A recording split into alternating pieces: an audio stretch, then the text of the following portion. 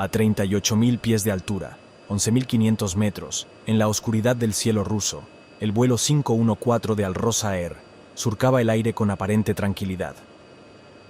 Pasajeros dormidos, luces de cabina tenues y el ronroneo constante de los motores del Tupolev Tu-154M. De repente, sin aviso, el piloto automático se desconectó. Segundos después, un apagón total dejó la cabina de mando en total oscuridad. Los pilotos intentaban mantener la calma, pero la situación era desesperada, sin energía eléctrica, sin navegación, sin comunicaciones, y lo peor de todo, con un flujo de combustible interrumpido que amenazaba con apagar los motores en pleno vuelo. No había aeropuertos a la vista, solo un océano de árboles bajo ellos. Cada decisión tomada en los próximos minutos determinaría el destino de las 81 personas a bordo. Pero cuando la última esperanza parecía desvanecerse, un destello aparecía en el horizonte. Una pista de aterrizaje en medio del bosque. ¿Cómo era posible? No aparecía en ninguna carta de navegación. No había registro de su existencia.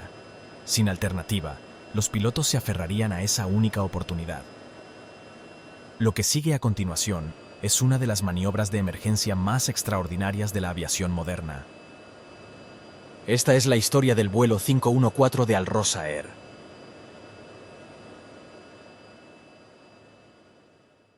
...7 de septiembre de 2010. El reloj marcaba las 3 de la madrugada en el aeropuerto de Polyarny, al norte de Rusia. La noche era fría y silenciosa, solo interrumpida por el rugido de los motores en prueba. En la plataforma de embarque, el Tupolev Tu-154M con matrícula RA85684 esperaba a su tripulación y pasajeros. A bordo de este vuelo doméstico, embarcaban 72 pasajeros y 9 tripulantes. El vuelo 514 de Al Rosa Air tenía como destino el Aeropuerto Internacional de Moscú-Domodedovo, cubriendo una distancia de aproximadamente 3.890 kilómetros en unas 5 horas y media. El comandante Yevgeny Novoselov, con 8.500 horas de vuelo, subía a bordo junto al primer oficial Andrei Lamanov, experimentado aviador con 10.500 horas en su haber. Junto a ellos, el ingeniero de vuelo Sergei Talalaev y el oficial de navegación Rafik Karimov completaban la cabina. En la cabina de pasajeros, 5 auxiliares de vuelo ultimaban detalles para atender a las 72 personas que abordarían el avión en breves instantes. El Tu-154M, un veterano de los cielos rusos, es un avión confiable pero exigente. Con 3 motores y un fuselaje robusto, fue diseñado para operar en condiciones extremas, ideal para la geografía rusa. Sin embargo, su diseño, inspirado en el Boeing 727, requiere una tripulación numerosa y sistemas complejos que lo diferencian de los modelos más modernos. A las 3:27, la torre de control dio luz verde para el despegue. Los motores rugían con toda su potencia y la aeronave comenzaba su carrera por la pista. En pocos segundos, el avión abandonó el suelo y se adentró en la oscuridad del cielo. El vuelo 514 comenzaba su travesía hacia Moscú, sin que nadie a bordo pudiera imaginar la odisea que les esperaba.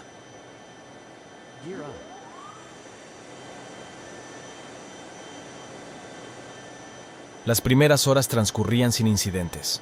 Los pasajeros se acomodaban en sus asientos. Algunos dormían mientras otros disfrutaban del servicio de a bordo. La aeronave mantenía un vuelo estable a 34.800 pies de altitud, 10.600 metros, sobre la región de Usinsk. Por el momento, el vuelo transcurría sin contratiempos. Sin embargo, de repente, una alerta en la cabina llamó la atención de los pilotos. El piloto automático se había desconectado. Extrañados, los pilotos intentaban restablecerlo, pero el sistema no respondía. Antes de que pudieran analizar la situación, las luces de la cabina comenzaron a titilar y de repente se apagaron por completo. En cuestión de segundos, el avión se quedó sin energía eléctrica. Por el momento, los motores continuaban funcionando, pero sin electricidad. Los pilotos habían perdido todos los instrumentos de navegación, las radios y los sistemas de asistencia de vuelo. La cabina se sumergía en una penumbra intermitente, con solo algunas luces de emergencia activas. El capitán Novoselov y el primer oficial Lamanov intercambiaban miradas de preocupación. Sin comunicación con el control aéreo y sin indicaciones precisas de rumbo, debían tomar decisiones inmediatas. La situación se complicó aún más, cuando el ingeniero de vuelo informó que las bombas eléctricas de combustible habían dejado de funcionar, lo que significaba que el suministro de los motores se agotaría en pocos minutos. En este momento, el vuelo 514 ya no era una simple conexión doméstica, se había convertido en una lucha desesperada por la supervivencia.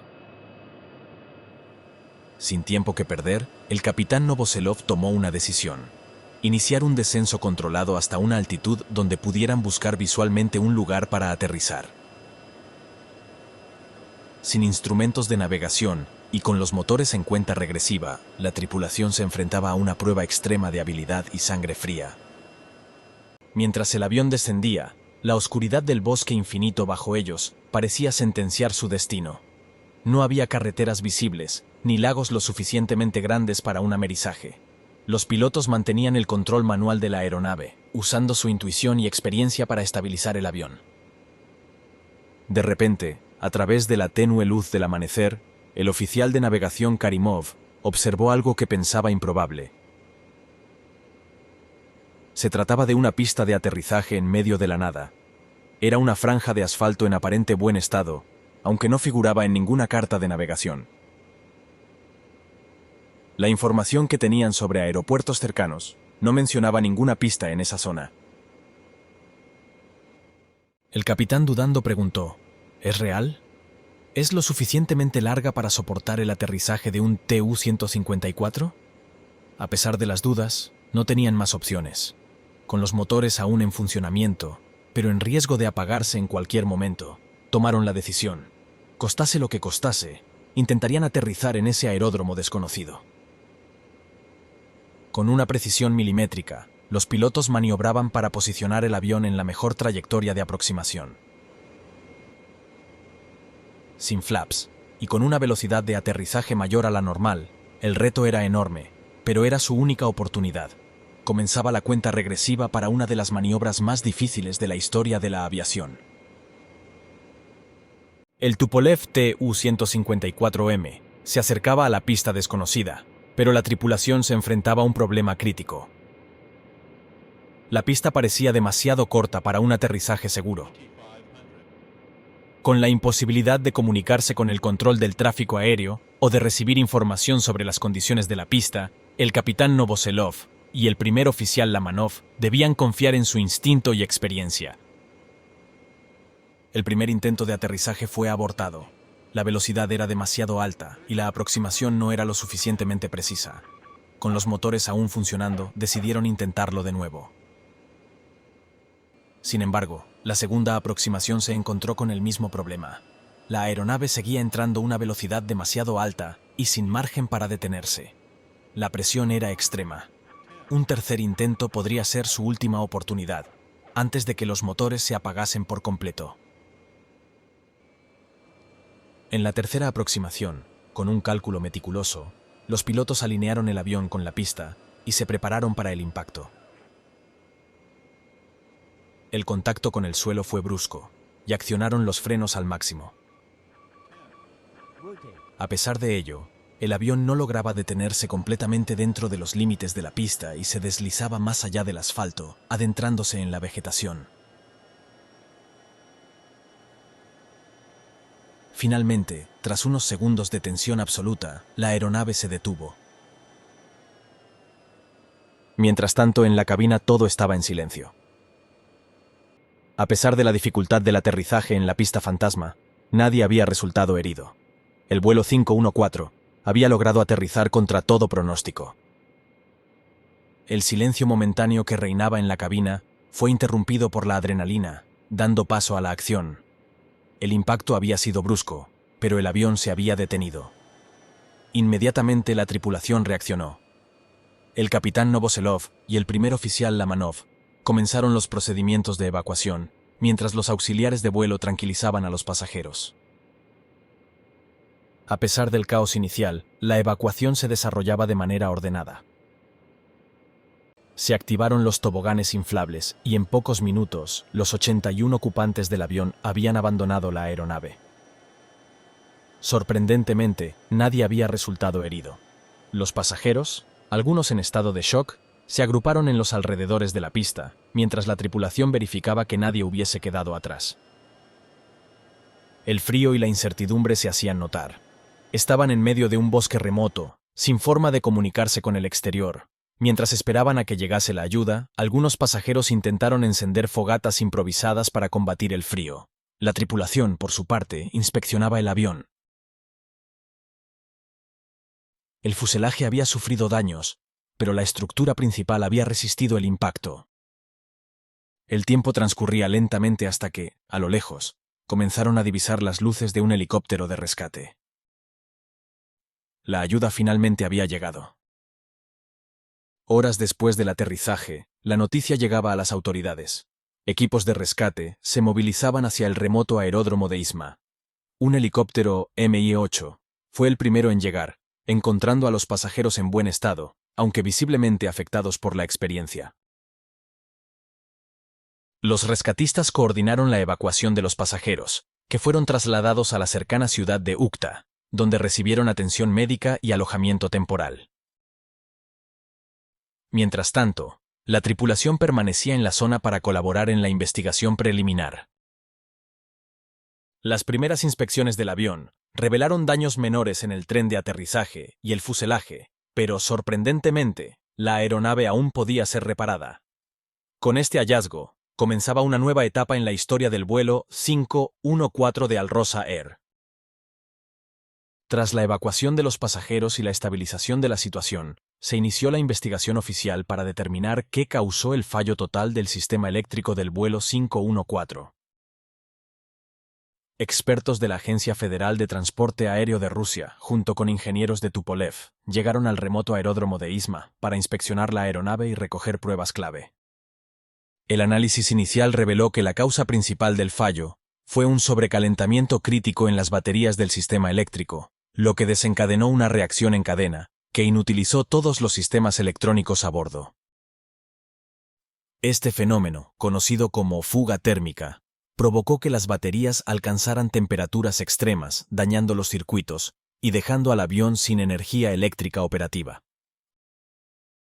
Los investigadores también descubrieron que, al fallar el sistema eléctrico, las bombas de combustible dejaron de funcionar, impidiendo que el combustible de los tanques principales fuera transferido a los motores. Esto significó que aunque el avión contaba con suficiente combustible, no podía utilizarlo, limitando su autonomía de vuelo a tan solo 30 minutos después de la avería.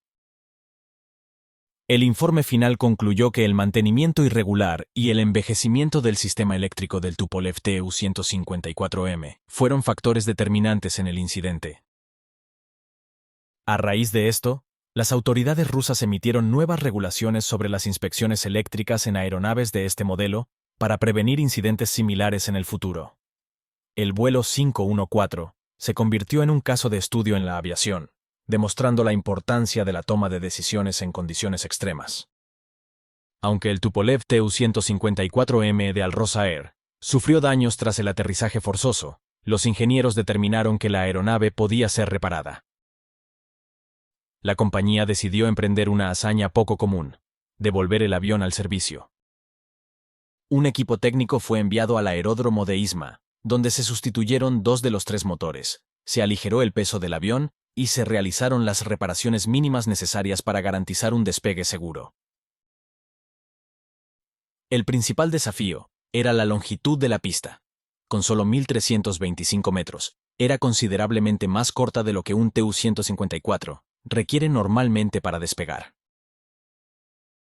Finalmente, el 24 de marzo del 2011, 6 meses después del incidente, un equipo de pilotos de prueba realizó el despegue con éxito.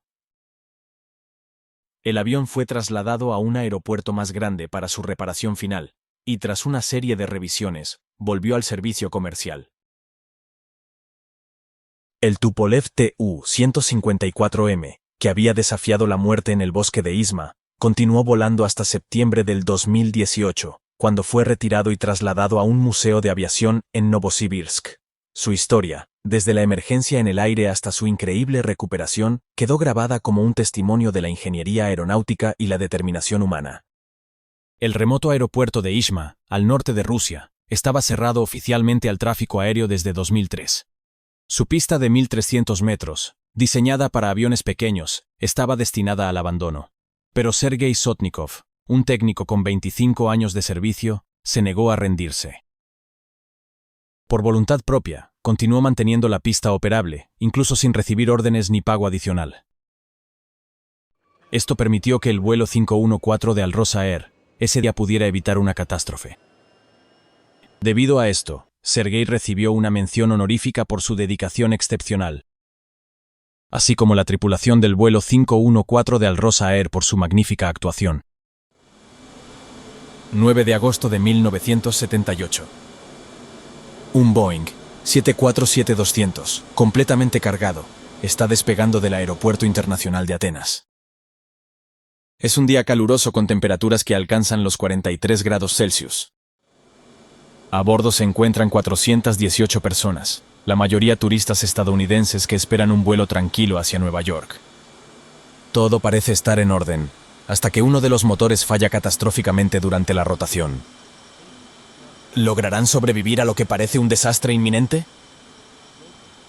Esta es la historia del vuelo 411 de Olympic Airways. 9 de agosto de 1978.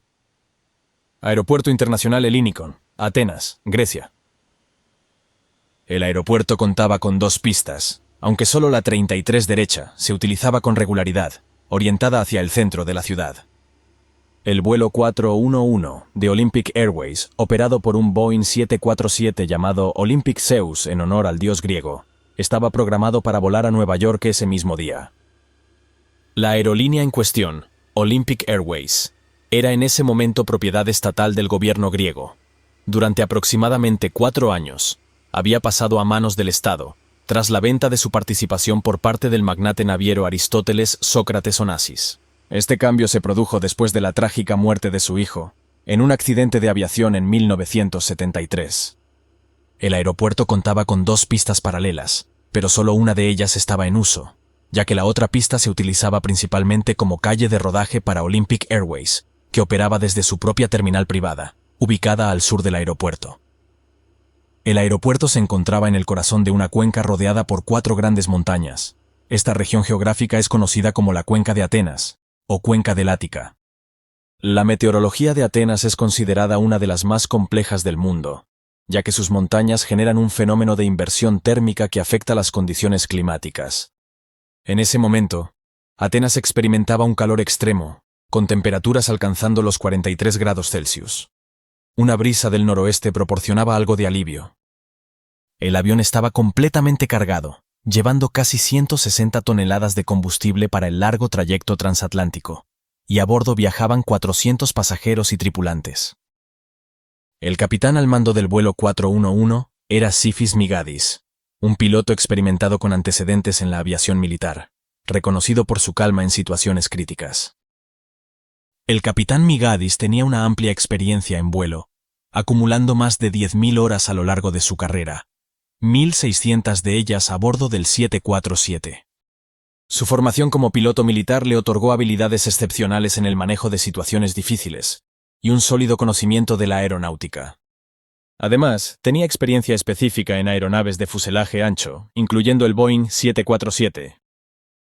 Junto a él estaba el primer oficial Kostas Fikardos, un amigo íntimo y colaborador de Migadis con una experiencia similar a este. Les acompañaba en cabina un ingeniero de vuelo. Este equipo confiaba plenamente en sus habilidades. La aeronave, llamada Olympic Zeus, era un Boeing 747-200. Estaba provista de 4 potentes motores Pratt & Whitney, JT9D, 7A.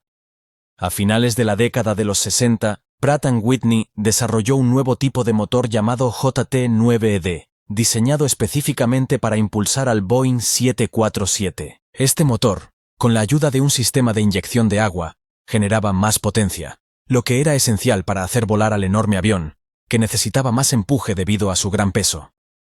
Uno de estos motores, el motor número 2, había recibido mantenimiento el mismo día, y su empuje se había reducido al 96% de su capacidad.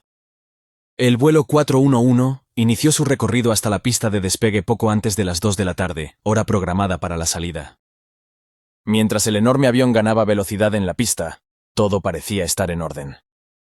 La tripulación permanecía en calma y siguiendo todos los procedimientos estrictamente. Rápidamente superaron la velocidad V1, el punto en el que ya no podían abortar el despegue, y el capitán Migadis comenzó a elevar el morro del avión para despegar. Pero en ese preciso instante, algo inesperado sucedió. El motor número 3 falló de manera repentina. El fallo fue tan agresivo que parte del motor se desintegró y se esparció en fragmentos tanto en la pista de despegue como en las áreas cercanas. En ese momento el capitán Migadis se enfrentaba a un momento de extrema tensión, con el desafío de volar un avión tan grande, con un motor completamente inoperativo, y con el motor número 2 funcionando al 96% de su capacidad. El capitán Migadis llamó al ingeniero de vuelo para verificar si el sistema de agua glicol estaba funcionando correctamente. Este sistema estaba diseñado para enfriar los motores y proporcionar empuje adicional en momentos críticos como el despegue. El sistema de agua glicol funciona inyectando una mezcla de agua y glicol en los motores, un compuesto químico con propiedades refrigerantes. Su función principal es enfriar los gases de escape, lo que permite que el motor funcione de manera más eficiente y genere un empuje adicional por un breve lapso de tiempo. Este sistema es particularmente útil durante el despegue, cuando los motores están bajo una gran carga y se necesita la máxima potencia para elevar el avión. Al reducir la temperatura interna del motor, se evita el sobrecalentamiento y se mejora su rendimiento. Pero tras revisar el sistema de agua glicol, es probable que en medio de la confusión y el estrés de la situación, el ingeniero de vuelo cometiera un grave error. En lugar de encender el sistema y asegurarse de que estuviera funcionando correctamente, lo apagó accidentalmente. Este error crucial redujo aún más el empuje disponible, complicando aún más la ya crítica situación en la que se encontraban.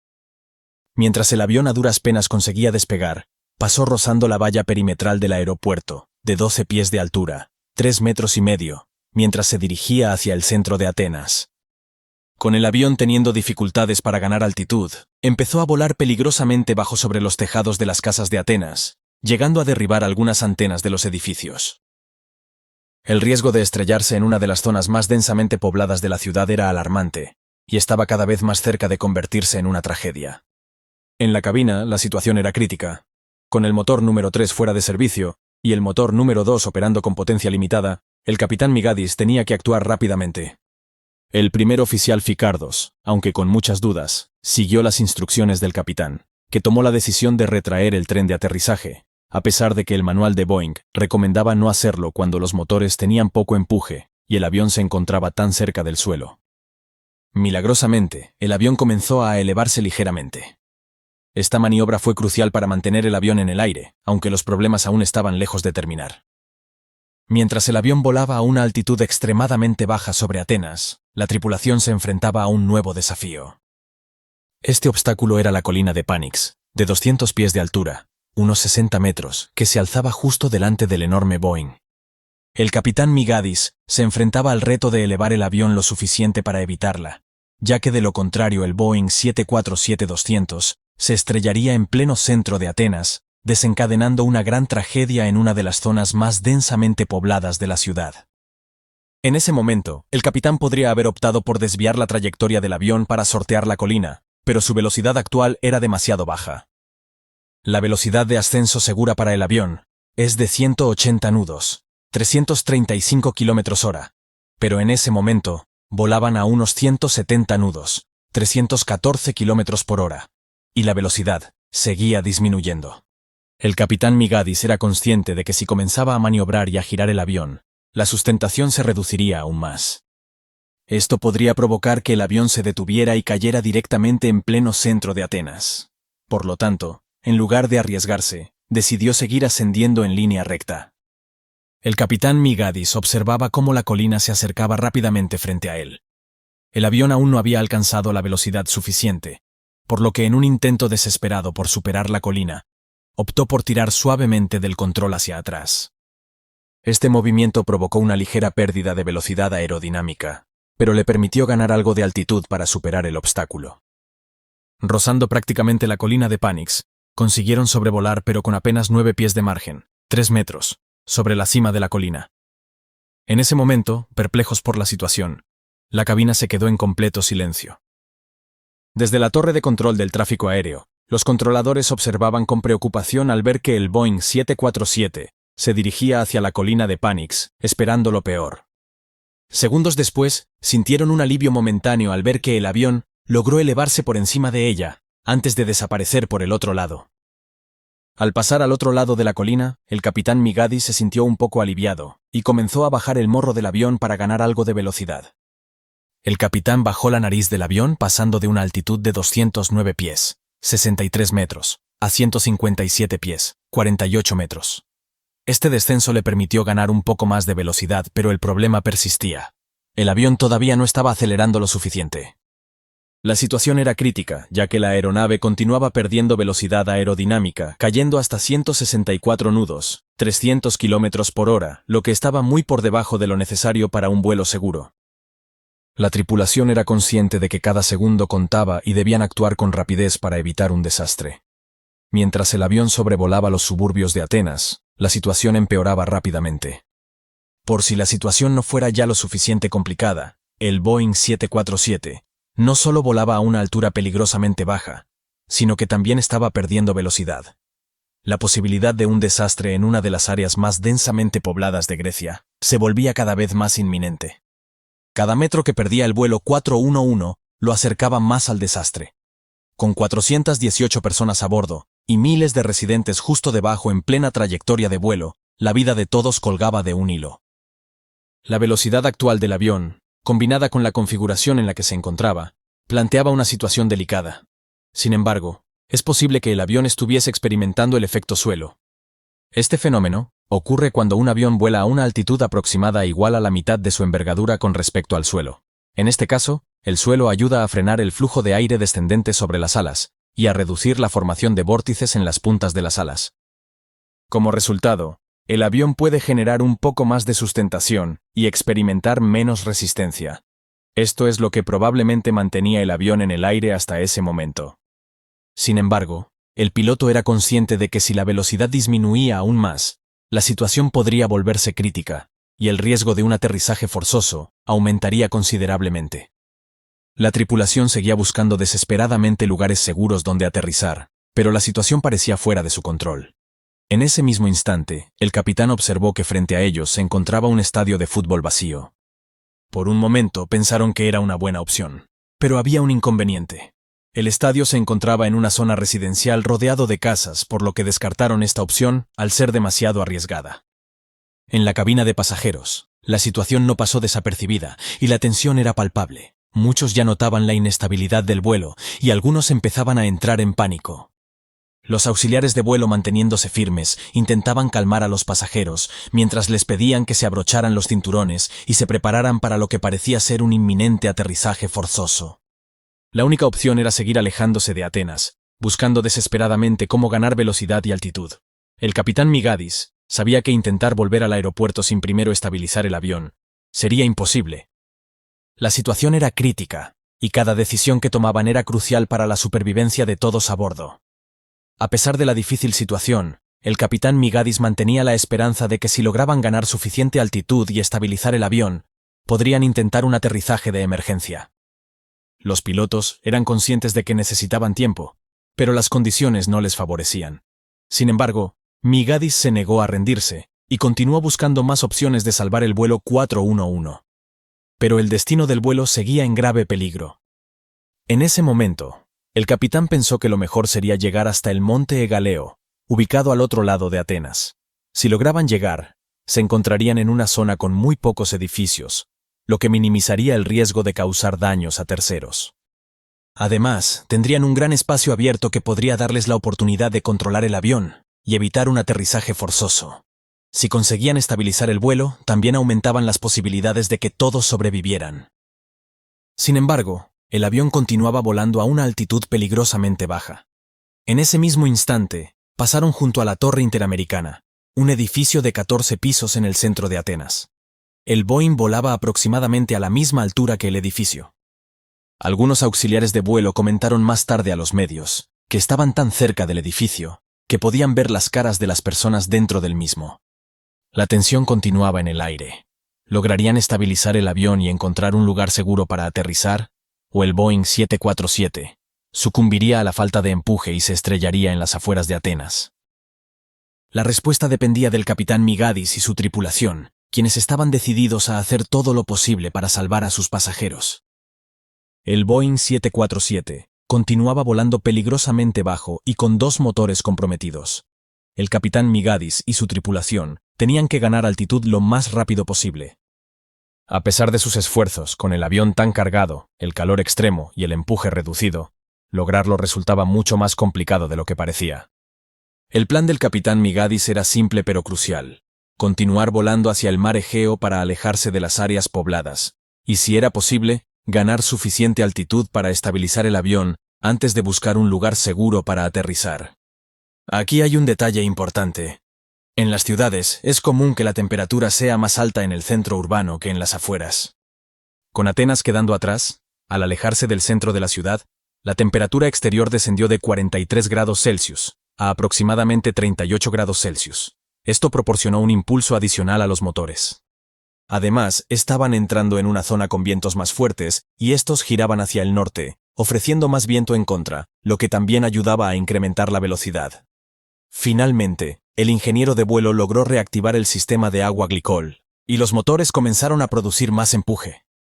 Gracias a estas 3 mejoras combinadas, el avión pasó de 164 nudos, 300 km/h, a 180, unos 335 km/h, que es la velocidad de ascenso segura.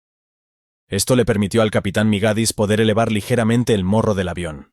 A pesar de esto, era consciente de que no podrían sobrepasar las montañas, pero al menos ya contaban con la velocidad suficiente para maniobrar.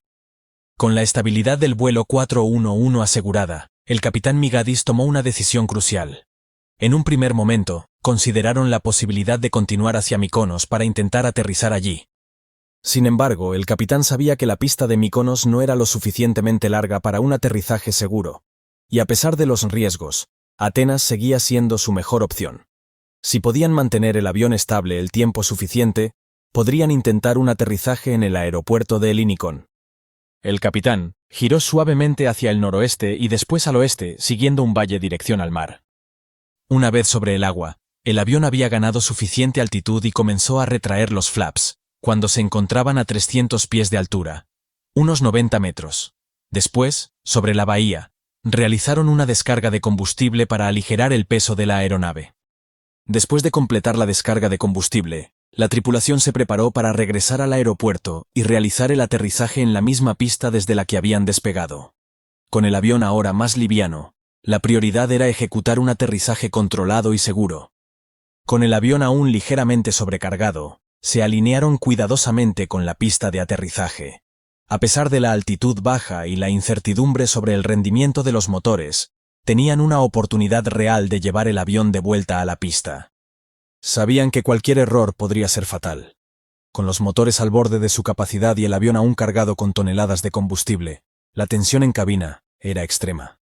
El tren de aterrizaje fue desplegado sin problemas, y el descenso fue gradual y controlado. Finalmente, el Boeing tocó tierra de manera segura, marcando el final de una maniobra crítica tras una emergencia extrema. A medida que los frenos se activaban y el avión reducía su velocidad, un suspiro colectivo recorrió tanto la cabina de mando como la de pasajeros. Contra todas las probabilidades, el vuelo 411 había aterrizado de manera segura. El avión se detuvo en la pista y los equipos de emergencia acudieron rápidamente al lugar. Lo que podría haber sido una tragedia se había convertido en un aterrizaje exitoso gracias a la valentía y habilidad de la tripulación de Olympic Airways. El vuelo 411 de Olympic Airways pasó a la historia como uno de los aterrizajes más heroicos y desafiantes de la aviación moderna. La tripulación, liderada por el capitán Sifis Migadis, desafió las probabilidades y rompió las reglas para salvar la vida de más de 400 personas. Este incidente sirvió como un recordatorio de la importancia del liderazgo, la comunicación y la experiencia en situaciones críticas. No se emitió un informe final sobre el incidente del vuelo 411 de Olympic Airways, probablemente porque afortunadamente No hubo ningún herido. El incidente ocurrió en 1978, y cuando los datos fueron enviados a Boeing, la compañía inicialmente no lo creyó. Afirmaron que a la velocidad tan baja que volaba el avión, este debería haberse estrellado. Varias veces intentaron replicar la situación en simuladores, pero cada vez que lo hacían, el avión se detenía y se estrellaba contra la ciudad. Otra razón para la falta de un informe final es que Grecia en ese momento no contaba con un servicio de investigación independiente como la NTSB. De hecho, no lo implementaron hasta después de este accidente. El capitán Migadis tomó decisiones arriesgadas, rompiendo los protocolos de Boeing al retraer el tren de aterrizaje a baja altitud, pero estas acciones fuera de las normas fueron precisamente la clave para salvar el vuelo. Su valentía y capacidad para desafiar las reglas en un momento crítico permitieron que las 418 personas a bordo sobrevivieran a una situación que parecía inevitablemente condenada al peor de los finales. El caso del vuelo 411 de Olympic Airways es un testimonio extraordinario de la habilidad y toma de decisiones bajo presión del capitán Migadis y su tripulación. A pesar de las fallas mecánicas y la pérdida de empuje crítico, lograron evitar una tragedia inminente sobre una de las ciudades más densamente pobladas del mundo. Este incidente, aunque increíblemente desafiante, demostró que la combinación de experiencia y determinación puede marcar la diferencia entre la vida y la muerte en la aviación. Otros vuelos que enfrentaron situaciones similares no lograron el mismo desenlace exitoso.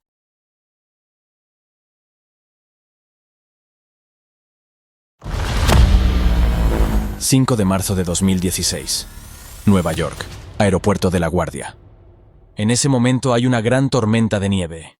Los equipos de limpieza del aeropuerto estaban en alerta desde el día anterior y estaban realizando labores de limpieza de nieve de las pistas para mantenerlas lo más seguras posible. Un avión MD-88 de Delta Airlines se encuentra en la fase final de su aterrizaje, acercándose a la pista 13 del Aeropuerto Internacional de LaGuardia. Los pilotos se preparan para aterrizar en condiciones muy difíciles. El avión lleva mucho peso, la pista es corta, y cuando descienden saliendo de las nubes a pocos segundos del aterrizaje, descubren algo que no esperaban. Cualquier error podría hacer que el avión se deslice fuera de la pista, terminando en las gélidas aguas de la bahía de Flushing. Esta es la historia del vuelo 1086 de Delta Airlines.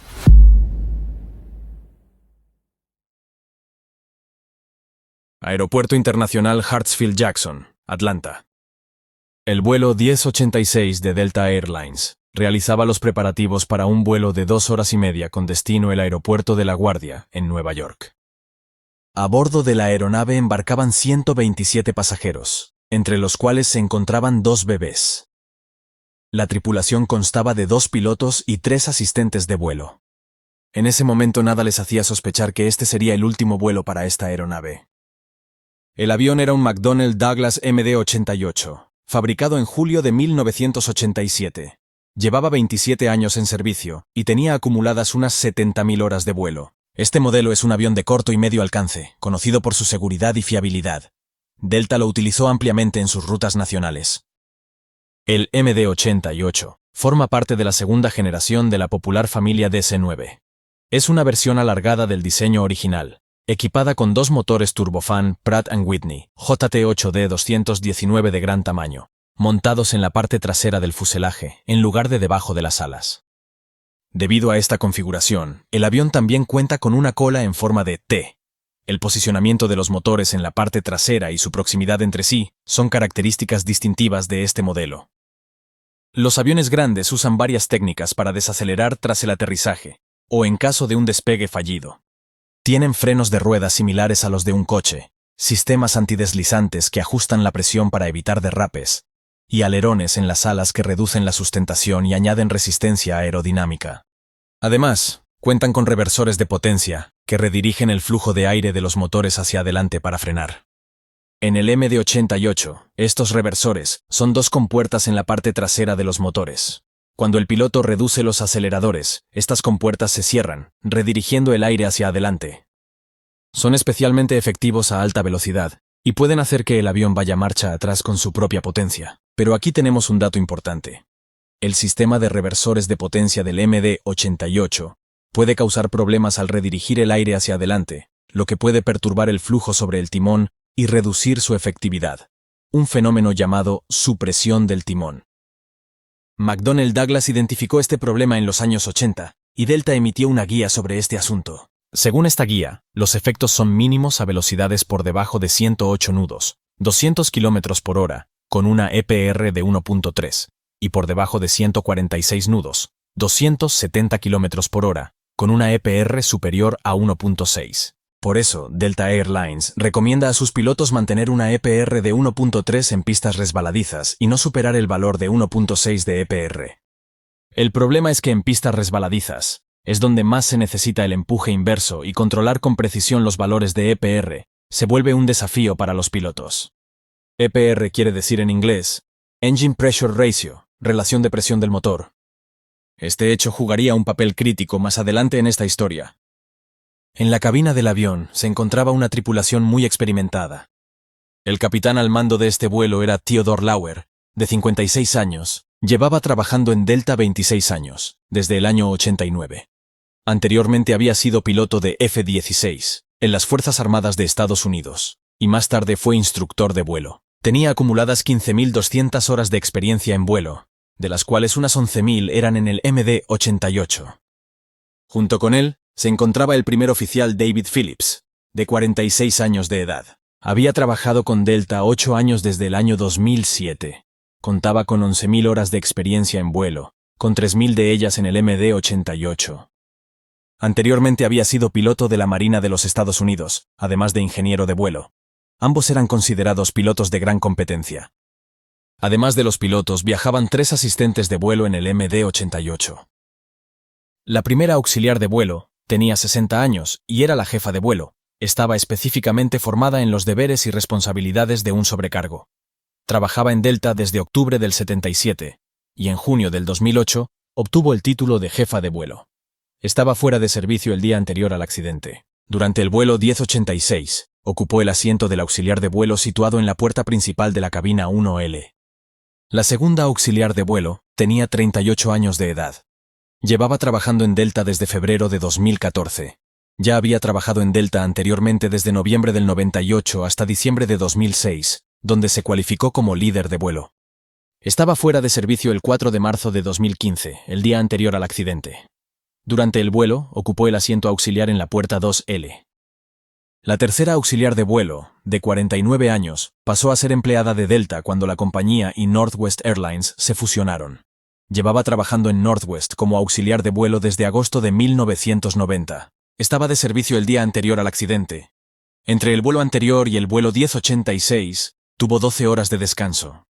Durante el vuelo del accidente, ocupaba el asiento en la cola del avión.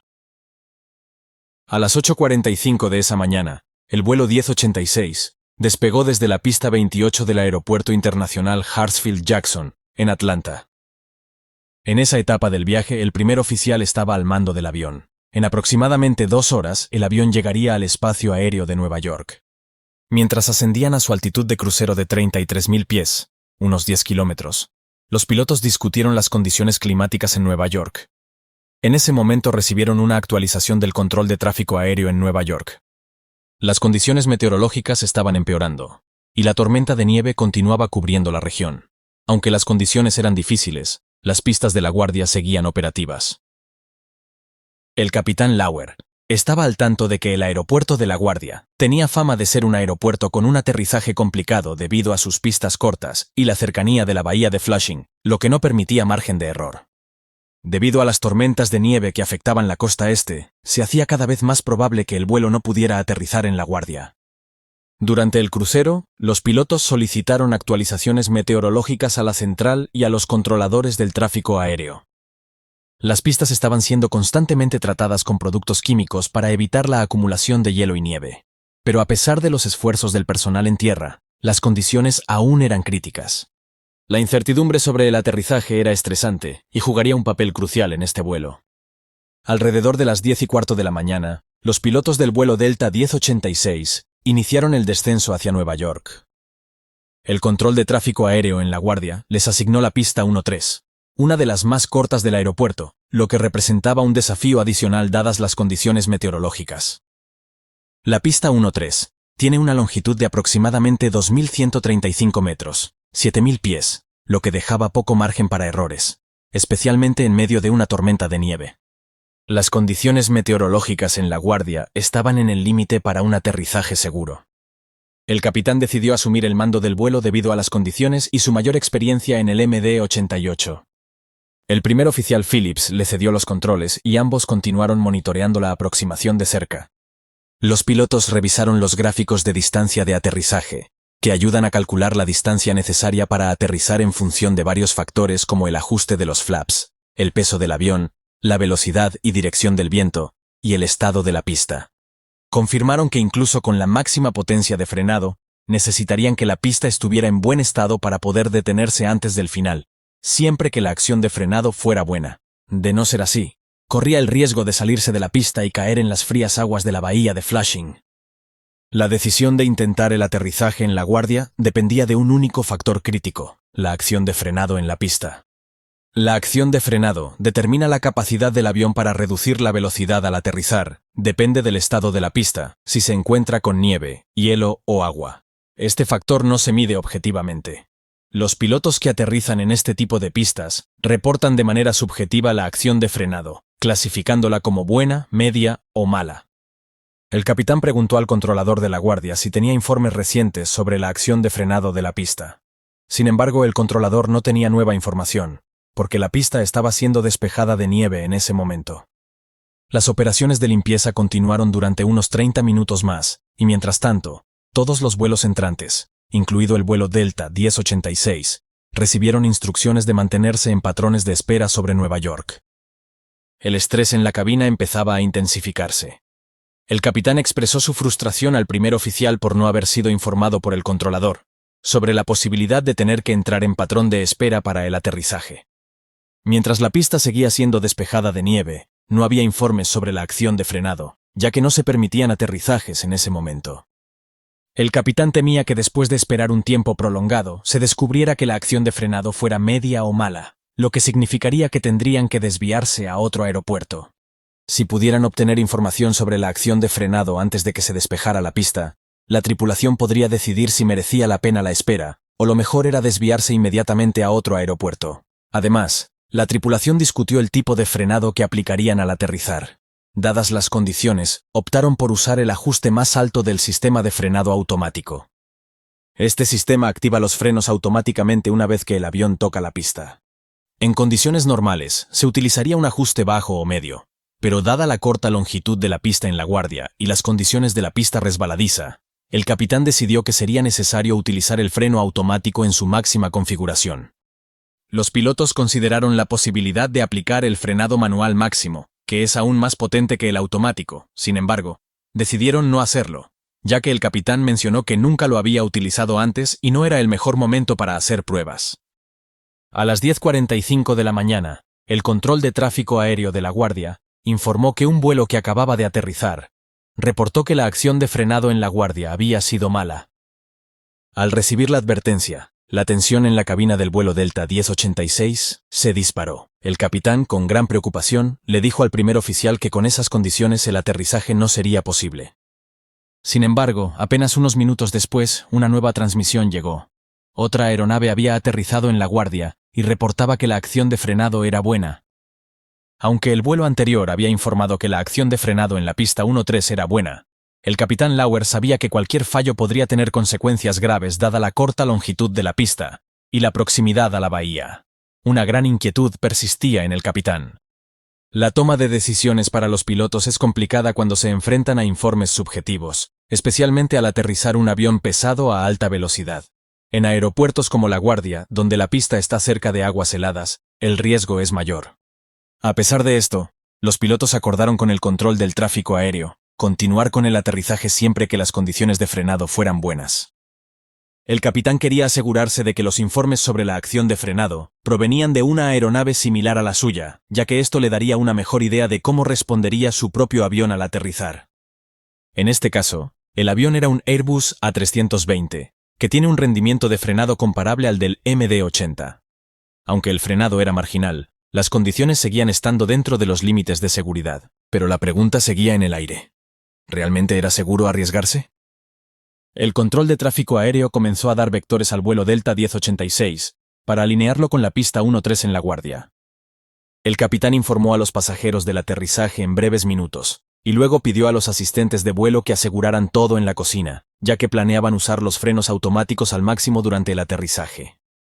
En cuestión de minutos, el avión se alineó con el sistema de aterrizaje instrumental para la pista 1-3, y el primer oficial se puso en contacto con la torre de control para continuar con la aproximación final.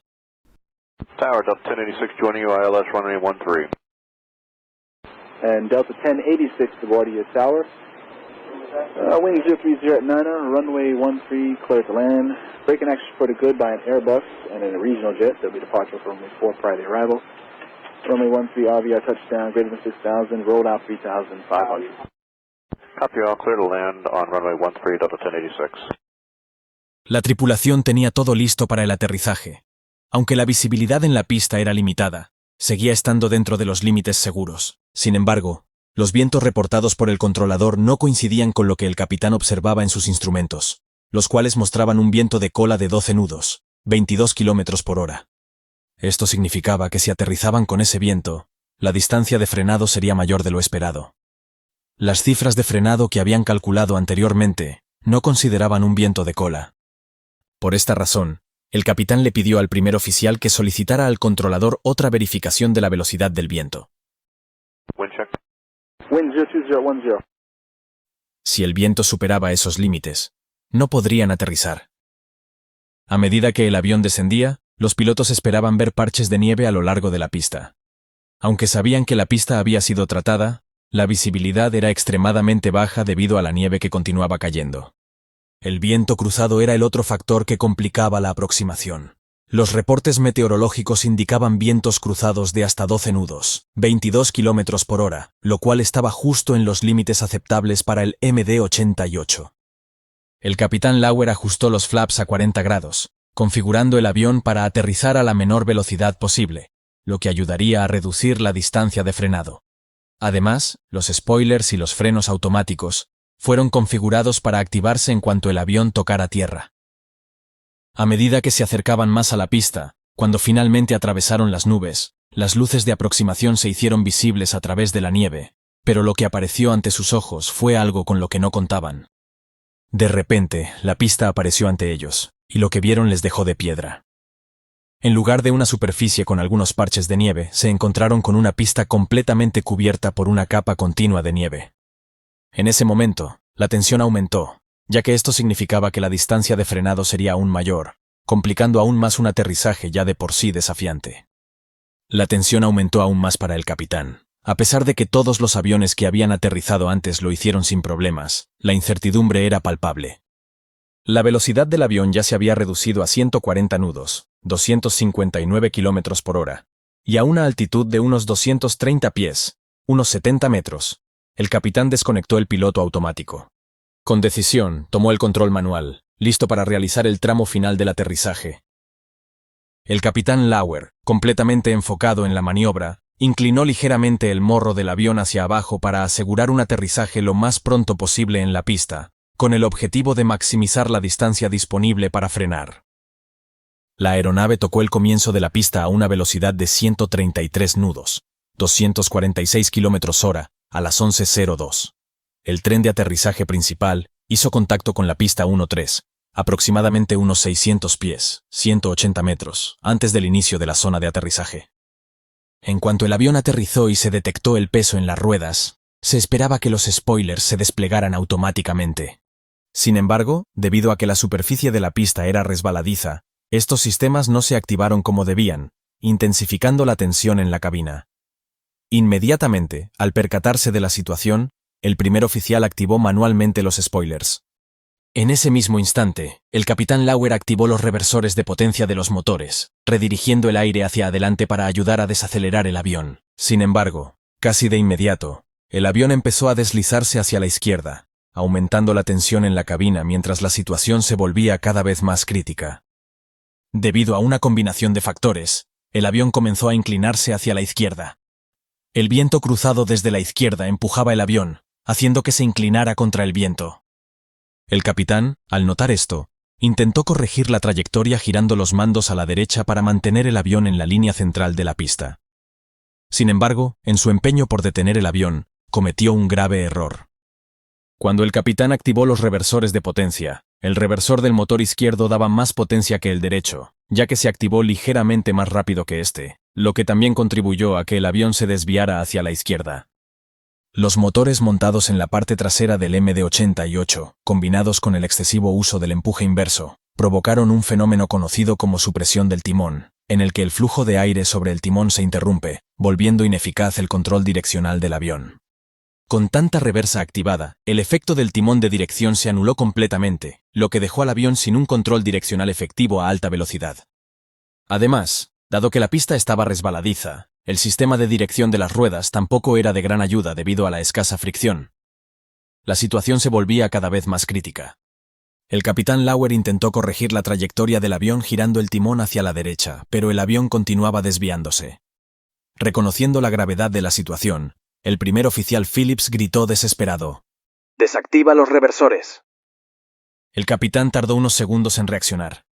Después redujo las reversas a ralentí. Haciendo todo lo posible para controlar la situación, desactivó el freno exterior y aplicó el frenado diferencial al máximo. Además, giró el timón a la derecha con todas sus fuerzas para recuperar el control de la aeronave. Esta maniobra empezó a surtir un ligero efecto, sin embargo ya era demasiado tarde. Pocos segundos después del aterrizaje, el avión se había desviado bruscamente hasta 20 grados hacia la izquierda, fuera de la pista. Aunque el capitán logró reducir la desviación a unos 10 grados, el avión seguía avanzando rápidamente fuera de la pista, sobrepasando alrededor de 3.000 pies, 915 metros a la izquierda de la pista de aterrizaje. El MD-88 se deslizó a la izquierda de la pista atravesando la valla perimetral del aeropuerto y chocando contra el terraplén que rodea la bahía de Flushing. El impacto fue violento. El ala izquierda del avión golpeó el terraplén y el depósito de combustible izquierdo se rompió, provocando una fuga de combustible. A pesar de la gravedad del impacto, afortunadamente no hubo fuego. El primer oficial rápidamente apagó ambos motores, para evitar que generaran más empuje y movieran la aeronave aún más hacia adelante, con el riesgo de que cayera en el agua. Esta acción también cortó la energía eléctrica a la grabadora de voz de cabina, por lo que el último sonido registrado fue el ruido desgarrador del ala izquierda raspando contra el muro de contención. Sin embargo, el avión continuó su movimiento. Finalmente, a las 11:03, la nariz del avión atravesó una cerca en la parte superior del muro de contención. La aeronave se detuvo con el morro de la cabina y la rueda delantera del tren de aterrizaje colgando sobre el borde del terraplén, a escasos metros de las frías aguas de la bahía de Flushing, mientras el resto del avión quedaba atrapado en el muro de contención. En una situación como esta, la tripulación de cabina puede iniciar una evacuación por su cuenta si no hay comunicación desde la cabina y se identifica claramente una amenaza. Sin embargo, en este caso, la aeronave aún estaba en posición vertical, no había fuego ni peligro inmediato visible y no se encontraban en el agua. Por lo tanto, esperaron instrucciones del capitán. El problema era que el accidente había dañado las baterías de la aeronave, afectando también el intercomunicador y el sistema de megafonía. Aunque intentaron poner en marcha la APU para restaurar la energía, no tuvieron éxito. Mientras tanto, el controlador de la torre había perdido el contacto visual con el avión debido a la nevada. El controlador no había visto el accidente, y al intentar comunicarse varias veces sin éxito, asumió que la aeronave había cambiado a la frecuencia terrestre sin avisar.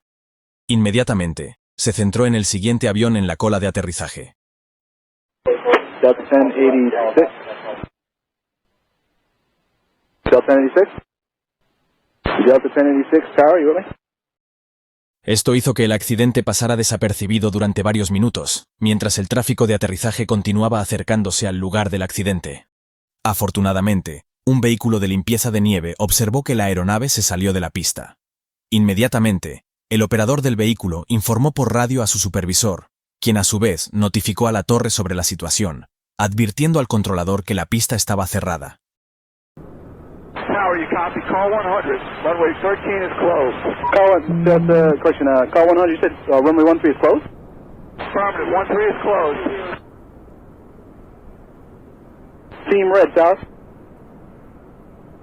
Airport is closed. The airport is closed. We got a 3-4. El controlador no terminaba de entender lo que ocurría, por lo que le pidió al operario que repitiera la información. Call 100, say again.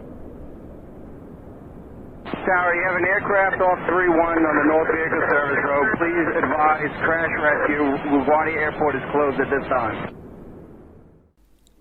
Unos minutos después, el controlador comprendió por completo la gravedad de la situación, y en ese mismo instante activó el sistema de emergencia, poniendo en marcha el proceso de rescate. El operario consultó con la torre de control si se había comunicado con la tripulación del vuelo 1086. El controlador informó que lo había intentado, pero no respondían. Tower, are you talking to the flight crew of the MD-80? I'm calling out for a Delta 12, 1086, no response. El operario informó a la torre de control que el MD-88 tenía una gran fuga de combustible por el ala izquierda. Okay, sir. If he comes up, he's leaking fuel on the left side of his aircraft heavily. You said leaking fuel? Affirm, his wing is ruptured. El controlador se comunicó de inmediato con otros equipos en tierra para confirmar con precisión lo que había sucedido. Yeah, do you know what's going on? I don't know what happened over there. Yeah, they're talking about a fuel leak runaway out there now. What is that, on the approach end of 31 or 13? We were told 13, but we didn't see anything down there. Ground, truck 1. Truck 1, go ahead. Truck 1, company, permission to get on the runway 13. We got a plane on the embankment. Truck 1 and company, that's approved as requested. Mientras tanto, el capitán había abierto la puerta de la cabina y solicitó a un miembro del personal que examinase las salidas de emergencia. Sin embargo, esta tarea se complicó debido a la imposibilidad de comunicación con la tripulación en la parte trasera del avión. El controlador no sabía si el capitán había comenzado la evacuación de los pasajeros. La realidad era que hasta ese momento, este no había dado la orden. Can you get in touch with that pilot and see if he's going to start evacuating by popping the hatches? Right now, I'm not able to. I don't even have the call sign right now. El primer oficial, al darse cuenta de la situación, se puso en contacto con el despachador a través de su teléfono móvil e informó de la situación. Dentro del avión, los pasajeros estaban atónitos.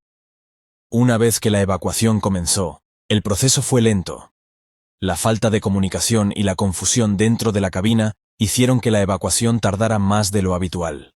En lugar de los 90 segundos, 1 minuto y medio, que marcan los procedimientos estándar, la evacuación tomó bastante más tiempo.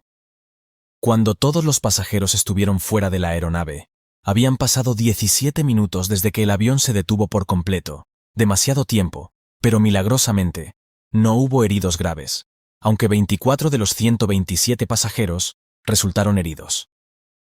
La Junta Nacional de Seguridad en el Transporte, NTSB, inició inmediatamente una investigación exhaustiva del accidente. Los investigadores examinaron los datos de las cajas negras, las grabaciones de voz de la cabina y las condiciones meteorológicas en el momento del accidente. El informe final concluyó que la causa principal del accidente fue el uso inapropiado de los reversores de los motores por parte del capitán Lauer, lo que provocó la pérdida de control, debido a que el efecto del timón de dirección se anuló completamente. Aunque la tripulación había sido entrenada para evitar este tipo de situaciones, el estrés de la situación, combinado con las difíciles condiciones meteorológicas, contribuyó a la decisión del capitán de aplicar más potencia inversa de lo recomendado. El informe también señaló que las condiciones meteorológicas, aunque fueron complicadas, no eran lo suficientemente severas como para justificar un desvío del vuelo. No obstante, los investigadores destacaron que la tormenta de nieve y el efecto del viento cruzado jugaron un papel crucial en el desenlace del vuelo. La investigación del accidente llevó a varias recomendaciones cruciales. Se destacó la necesidad de mejorar la formación de la tripulación de vuelo y de cabina, especialmente en la toma de decisiones durante evacuaciones y en la gestión de la comunicación si los sistemas internos fallaban. La NTSB también recomendó a las aerolíneas que operan el MD-88 que refuercen la formación de los pilotos en el uso adecuado del empuje inverso. Además, se sugirió que Boeing considere la posibilidad de incorporar alertas en los aviones de la serie MD-80 para evitar el uso excesivo del empuje inverso. Además, se identificó la necesidad urgente de proporcionar a los pilotos un acceso más confiable a los datos sobre el estado de las pistas antes de aterrizar, particularmente en pistas que puedan estar contaminadas. Estos cambios fueron considerados vitales para evitar incidentes similares en el futuro.